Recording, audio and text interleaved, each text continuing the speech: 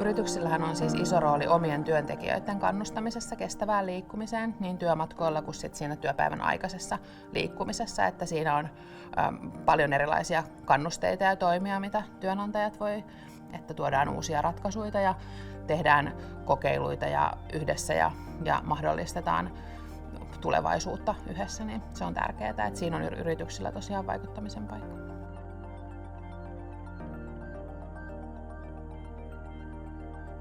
Me lähdettiin sellaisella ilmastotavoitteella liikkeelle, että me selvitetään se meidän oma päästötasomme ja sitten asetetaan siihen liittyvä tavoite.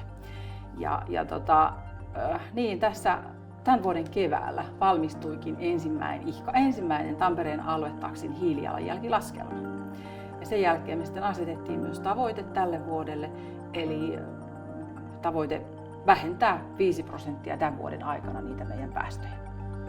Tämä on ollut se meidän suuri juttu ja sit siitä on viestitty eteenpäin sekä meillä sisäisesti ja sitten myös meidän asiakkaille ja yhteistyökumppaneille.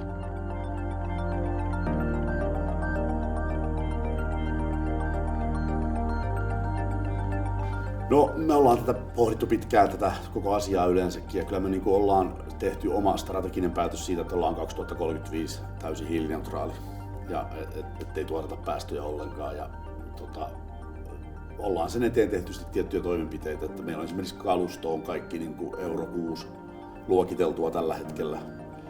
Joku vara-auto saattaa olla vähän vanhempi, mutta näin pääsääntöisesti ollaan uudella kalustolla. Ja pyritään nyt siihen, että meillä ajetaan aina täysillä kuormilla ja vältetään tyhjänä ajamista, niin sehän on meidän suurin ympäristöteko tällä hetkellä.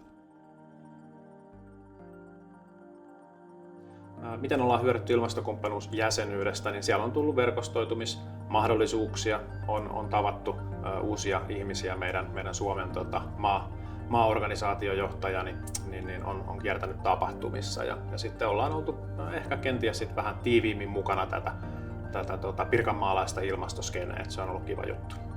Meidän tuote on eFlex Fuel etanolipäivitys.